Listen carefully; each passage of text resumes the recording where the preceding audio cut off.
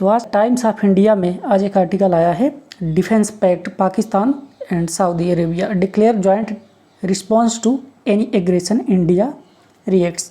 तो यहाँ पे किसी भी, मान लीजिए कोई भी एग्रेशन होता है किसी के ऊपर, तो दोनों एक साथ ज्वाइंट रूप से एक साथ मिल करके उसका रिस्पॉन्स करेंगे। इसके ऊपर भारत का प्रतिक्रिया भी है, इसके ऊपर भारत की प्रतिक्रिया भी आई है, जिसको यहाँ पे हम डिटेल में देखने वाले हैं।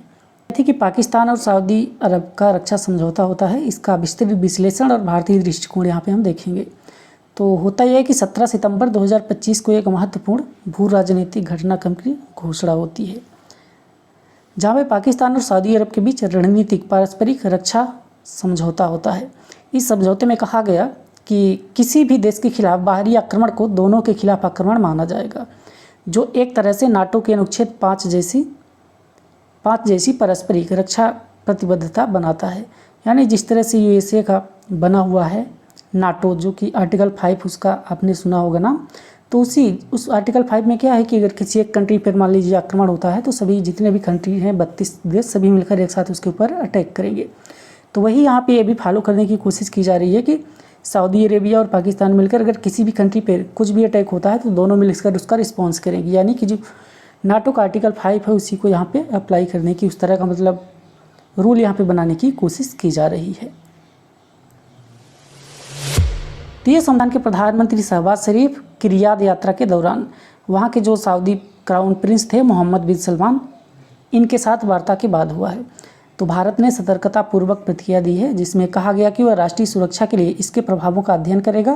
की डिटेल की अगर बात करें कि इस पैक्ट का की डिटेल मतलब मुख्य प्रावधान क्या है, तो संयुक्त बयान में स्पष्ट रूप से यहाँ पे क्या कहा गया है कि किसी भी देश के खिलाफ कोई भी आक्रमण दोनों के खिलाफ आक्रमण माना जाएगा। तो यहाँ पे ये महत्वपूर्ण मतलब इसको यहाँ पे फोकस किया गया है। यहाँ पे आप देख सकते हैं कि अगर मान लीजिए किसी भी एक देश के ऊपर अगर आक्रमण होता है तो उसको दोनों के खिलाफ आक्रमण माना जाएगा। ये दोनों देशों को सैन्य सहयोग, संयुक्त अभ्यास, प्रशिक्षण और संभाव्यतः खुफिया जानकारी साझा करने की प्रतिबद्धता देता है। हालांकि इसमें सक्रियण की शर्तें, गुप्त अनुबंध या परमाणु परिदृश्यों का उल्लेख नहीं किया गया, क्योंकि पाकिस्तान क्या है कि एक परमाणु संपन्न देश है, तो उसकी बात यहाँ पे नहीं की गई। फिर भी पाकिस्तान का परमाणु सशस्त्र देश होना, लगभग इसके पास 170 वार हेड्स हैं और मध्य पूर्व तक पहुँचने वाली मिसाइलें हैं इसके पास, तो इस समझौते को रणनीतिक महत्व देता है। इसका अगर कुछ दायरा और इसकी इस लिमिटेशन की बात की जाए कि इसका दायरा और सीमा क्या, तो यह वरिष्ठ सऊदी अधिकारी ने स्पष्ट किया है कि यह समझौता सैन्य दृष्टिकोण से व्यापक है लेकिन पूर्ण संधि नहीं है। तो उन्होंने क्या कहा है कि ये सैन्य दृष्टिकोण के लिए व्यापक है लेकिन पूर्ण संधि ये नहीं है। इसका फोकस आक्रामक कार्यवाहियों के बजाय निवारण यानी कि डिटरेंस पर है और यह किसी विशिष्ट खतरे या क्षेत्रीय संघर्ष से जुड़ा नहीं है। इसमें आर्थिक या फिर गैर सैन्य पहलुओं का जिक्र नहीं किया गया है। हालांकि दोनों नेताओं ने ऊर्जा, व्यापार और निवेश में व्यापक रणनीतिक साझेदारी पर चर्चा की है। इसके हस्ताक्षर और घोषणा की बात करें तो 17 सितंबर 2025 को वार्ता के बाद इस समझौते का खुलासा हुआ। पाकिस्तान के विदेश मंत्रालय और सऊदी सरकारी मीडिया ने इसे द्विपक्षीय संबंधों में मील का पत्थर बताया है, जो क्षेत्रीय शांति के लिए साझा लक्ष्यों पर जोर देता है। यह समझौता दशकों पुराने सहयोग पर आधारित है।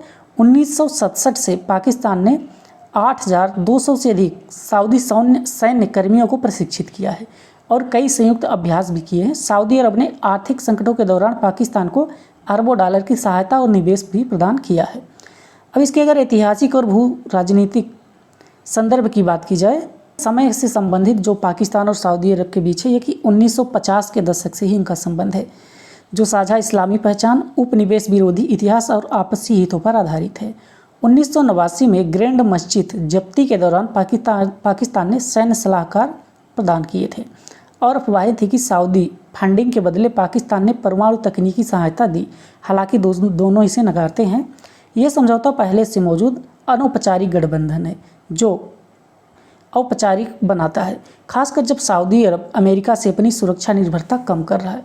तो ऐसे समय में क्या हो रहा है कि सऊदी अमेरिका से अपनी जो सुरक्षा है, क्यों कतर को देखते हुए, जिस तरह से इजराइल ने कतर के ऊपर आक्रमण कर दिया, मतलब अटैक कर दिया प्लेन से, तो वही सब देखकर सऊदी अरब भी सोच रहा होगा कि ये यूएसए पे ज़्यादा ट्रस्ट नहीं किया जा सकता। इसलिए वो क्या कर रहा है कि अब चलो पाकिस्तान परमाणु संपन्न देश है तो उसके साथ ही बनाया जाए। इसके ट्रिगर की बात की कि एक ट्रिगर और ये मतलब किस समय पे ये किया जा रहा है। तो ये घोषणा क्षेत्रीय तनावों के बीच है। ये कब, जैसे कि 9 सितंबर 2025 को इजराइल का दोहा यानी कतर में क्या किया गया, हमला कर दिया गया। इसके बाद अरब लीग और OIC की आपात बैठक बुलाई गई, जो कि मिडिल ईस्ट में अस्थिरता जैसे कि इजराइल हमास संघर्ष और ईरान की परमाणु महत्वाकांक्षा, ये सभी इससे जुड़े हैं।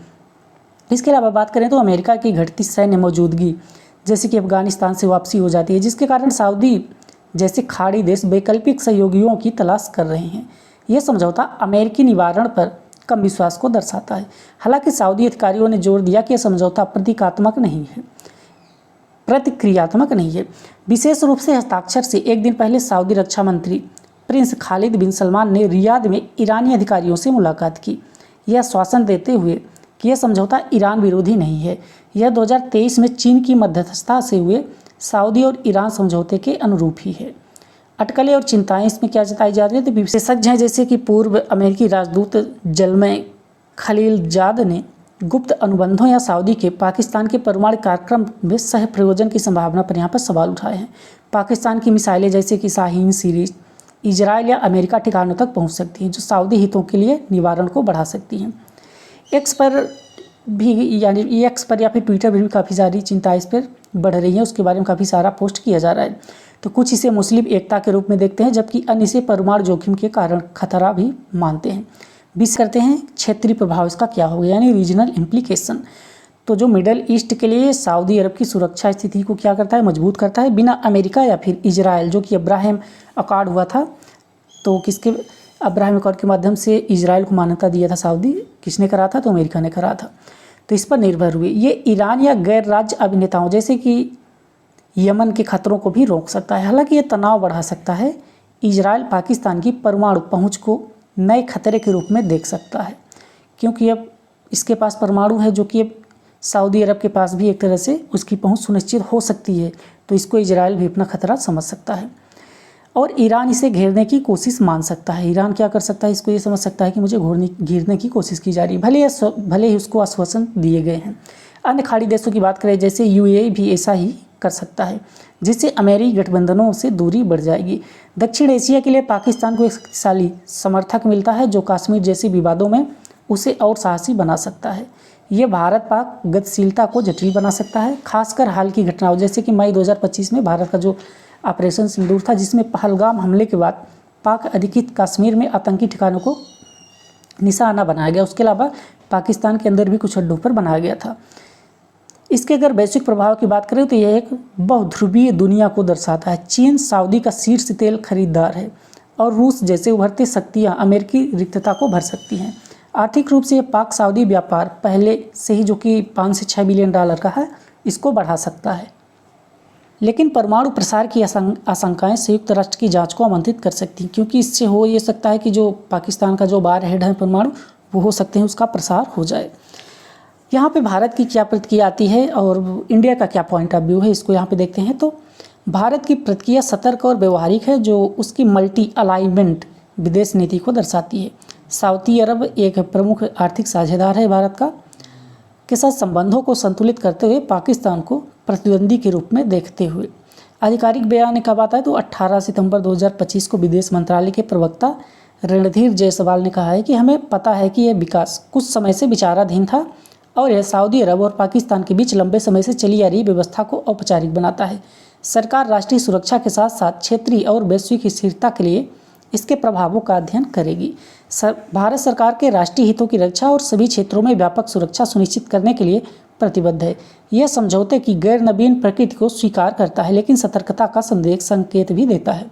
भारत के दृष्टिकोण की बात की जाए तो सुरक्षा चिंताएं इसकी देखें तो नई दिल्ली के दृष्टिकोण से यह समझौता अप्रत्यक्ष रूप से भारत के लिए खतरा हो सकता है। पाकिस्तान की परमाणु नीति भारत केंद्रित है।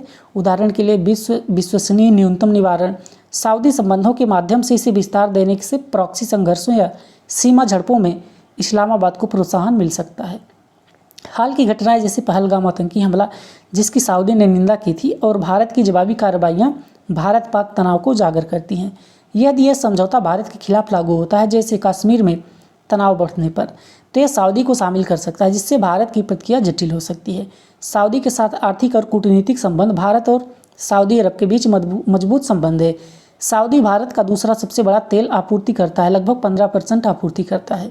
यह प्रमुख निवेशक विजन जो 2030 के माध्यम से और G20 ब्रिक्स के मंचों में ये साझेदार भी है।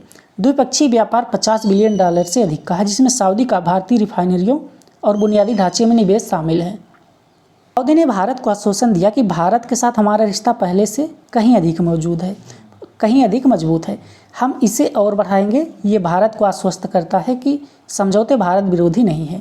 इसकी रणनीतिक गणना की जाए तो भारतीय विश्लेषक इसे भारत की पहली वैश्विक ताकत जैसे कि क्वाड I2U2 के जवाब में पाकिस्तान की कोशिश के रूप में देखते हैं। हालांकि इसे मौजूदा वास्तविकताओं को औपचारिक बनाने वाला माना जाता है, न कि गेम चेंजर। भारत परमाणु कोणों या OIC इस्लामिक सहयोग संगठन के कश्मीर पर पक्षपात की निगरानी कर रहा है। संभावित जवाबों में खाड़ी देशों जैसे कि UAE, कतर और अमेरिका के साथ रक्षा संबंधों को गहरा करना शामिल हो सकता है।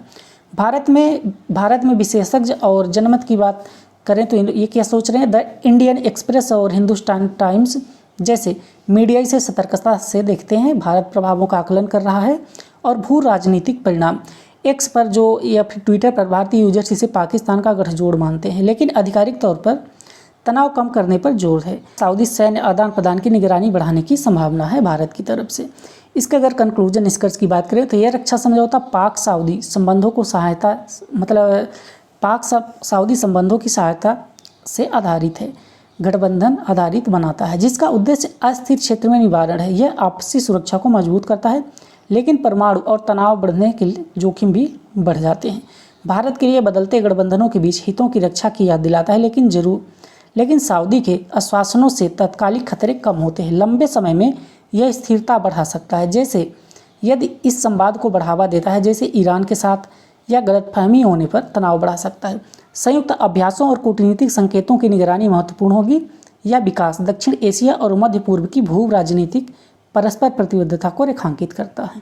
समझा जो भी सऊदी अरब और पाकिस्तान के बीच ये रणनीतिक साझेदारी यानी जो भी पैक्ट हुआ है, तो इससे भारत को कुछ नुकसान भी हो सकता है, लेकिन भारत इससे अपनी नज़र बनाए हुए है और इसके जो भी इफ़ेक्ट होंगे फ्यूचर में चलकर, अब इफ़ेक्ट तो होंगे क्योंकि पैक्ट बन गया है तो ये अब हमेशा के लिए रहेगा। ऐसा तो है नहीं कि बस 1-2 महीने चलेगा, तो ये हमेशा के लिए हो गया, तो कुछ ना कुछ इसके प्रभाव भारत पे भी देखने के लिए मिलेंगे।